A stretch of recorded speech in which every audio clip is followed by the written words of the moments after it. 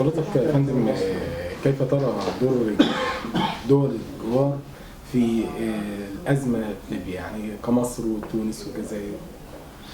والله بالنسبة لدور مصر هذا دور تاريخي ومطلوب الدور المصري حقيقة في دعم القضية الليبية، سواء كان في المحافل الدولية أو حتى بالدعم، ما نبيش نقول الدعم المادي، يعني هذا مطلوب وهذا جزء من أمن ليبيا، جزء من أمن مصر والعكس كيف ما تفضلنا. وعليه أنا شايف أن مصر لا غنى عن دورها.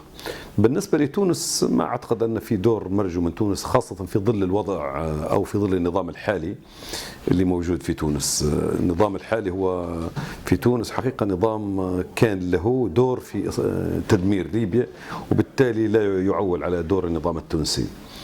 الدور الجزائري مهم بحكم الحدود الطويلة، ولكن أتمنى أن يكون دور الجزائر هو دور داعم لليبيا وليس دور منافس إن صح التعبير. نعم.